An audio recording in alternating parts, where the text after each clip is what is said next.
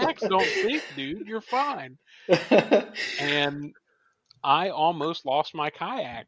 Not once that trip, but I think 3 times. I had to find a spot that I could pull my kayak out of the water, unload everything, and dump the mass amounts of water that had collected inside the kayak. And of course, it's a sit on top, so there's the space between the top and the bottom piece that was filling with water. And And we're not talking just a little bit of water. It was a bunch. I mean, I, I almost capsized 3 times. It got to the point at the end, the last time before we took our kayaks out of the water, that I couldn't lean one way or the other, because if I did, the water would run to that side, and as the water ran to that side, the weight of the kayak almost forced that side underwater. So it it became a um it was a big issue. pretty pretty bad tightrope walk, you know. Well, especially for the places that we liked to kayak, because there was all kinds of hidden stuff under the water, brush piles, logs, God knows what. And Cars. yeah, cars. And even if, the water wasn't that deep, let's say a person were to flip over, it's pretty easy to get caught up in some of that stuff. Absolutely. So that, I mean, it was a sketchy situation. That's definitely the more serious aspect of it, that was always in the back of my mind. So, I bought my first kayak, and I remember Sarah and we went out and we spent $1,100 on our 2 kayaks. That's for both of them, not a piece. And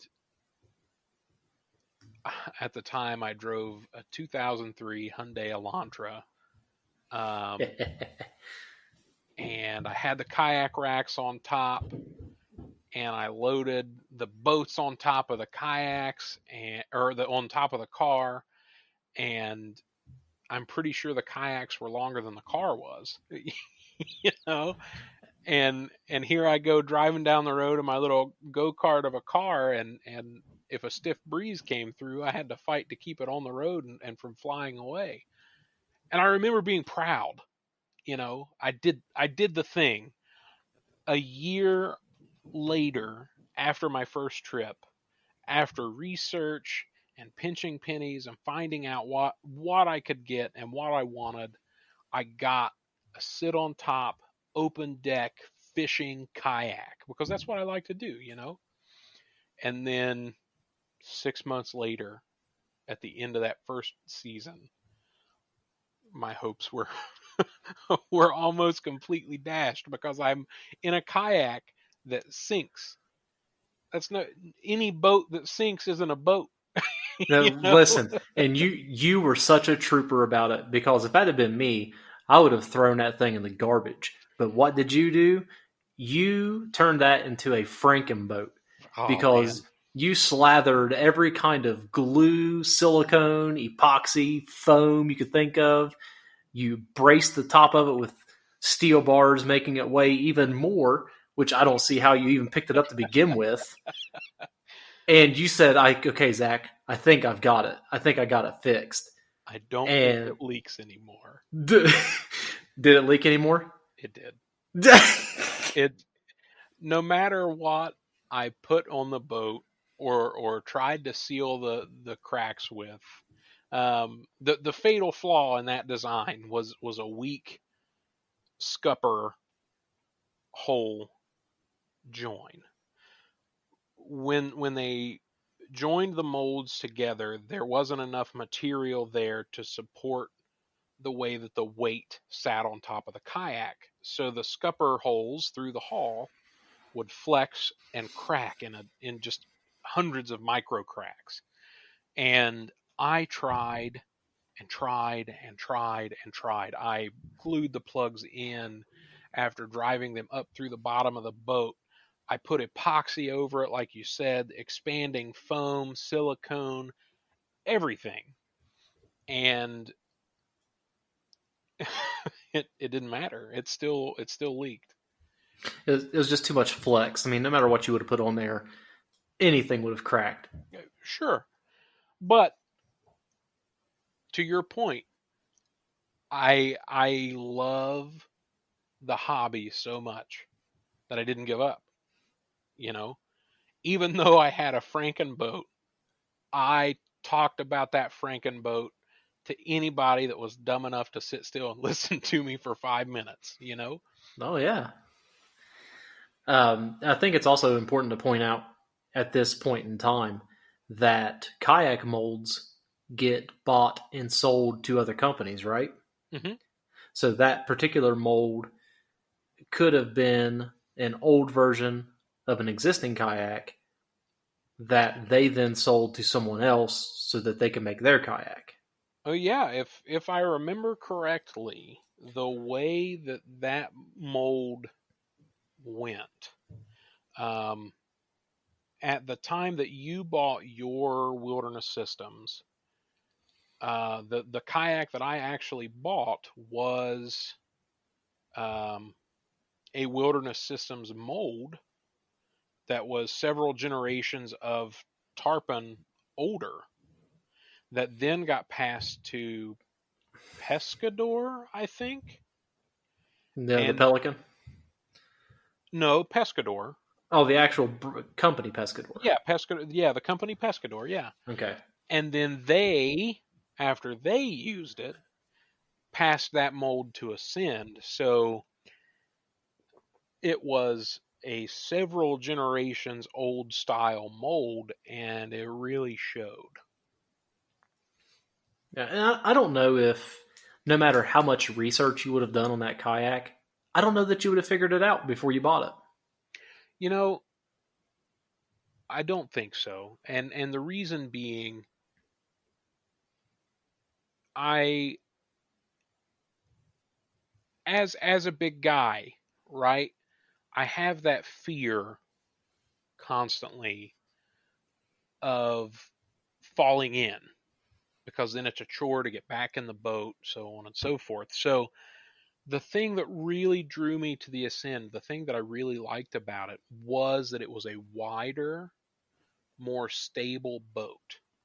When it didn't have water in it, I could lean and rock to my heart's content, and I knew that it wasn't going to flip and dump me in the water, even though I did dump the kayak once, but that was completely different circumstances. Oh, we'll talk about dumping kayaks here in a second because you did something smart that I did not do, which was really start on still water first. Absolutely. Um, Me and Leah started out on Paint Creek. Oh boy. Yeah. So the first two, the only two times I took Leah to Paint Creek with me, she got swept into a big bunch of trees and Hmm. dumped her kayak, which was super scary because, a big jumble of trees like that, if you get your leg stuck in a branch, you're in trouble. Yeah. And then Paint Creek moves pretty swift anyway. Um, Looking back on it, I can laugh my head off because it was hilarious. At the time, it's pretty scary. Right. The other thing that you did that I kind of wish I would have done, um, you were talking about the width and the openness of your kayak, the Ascend. Hmm. The Wilderness Systems is not nearly as big. And while it makes it easier to move around and easier to paddle, easier to pick up, Oh yeah. there is not nearly as much storage or places to put stuff as your kayak had. And I was a little envious of that. Yeah. The Ascend. I I don't think I would ever suggest anybody buy one, unfortunately, because of the problems that I had and the difficulties that I had to keep it from taking on water. And at the end of it, by the time I got rid of both Ascends, mine and Sarah's both had started to take on water. So to anybody listening, looking at kayaks, I definitely want to instill a word of caution about an Ascend kayak. I know there are plenty of stories of people that have never had any problems with them, but luckily my situation worked out so that I never got in serious trouble, and I was able to move on from those kayaks with a positive look at the hobby. With that being said, had I gotten a different kayak to start with, I really don't know that I would still do it because of those things that you just mentioned, the storage and the stability. Granted, there weren't a fast boat at all. I could paddle as hard as I wanted, and I could not hope to keep up with you while you were leisurely paddling. Wilderness That's systems, tarpons, blow the Ascend FS12T out of the water speed wise. yeah, that's one thing that super impresses me about my kayak. It is so easy to paddle. Absolutely, it cuts through the water. Now, you said that you wouldn't have the same enthusiasm if you had bought another kayak. What if you would have had the kayak that you have now? Okay, so I guess I lied. Because your kayak now is exceptional. I gotta say, I did get very lucky when we decided to upgrade. We finally got in a position where we could take a step back, save our money, bide our time, and buy a kayak that I don't know that I ever want another one, to be honest. For those of you listening, if you're interested in kayaks, I know for sure that you've heard of a Bonafide. I didn't buy the Big Mac Daddy Bonafide, the SS127 with all the bells and whistles and the jingles and the jangles. I bought the RS117, and the reasoning behind that, even though I am an avid angler and I fish out of my kayak, that's the whole reason I have them. The extras that the SS127 offered over the RS117 just wasn't enough for me. But I gotta tell you, yesterday when we were out on the water and I was in my kayak, I couldn't have been happier. There's not a thing that I would change about my boat now. It just that they're amazing boats. So I guess you're right. Had I started with a Bonafide RS117, I probably still would have enjoyed the hobby.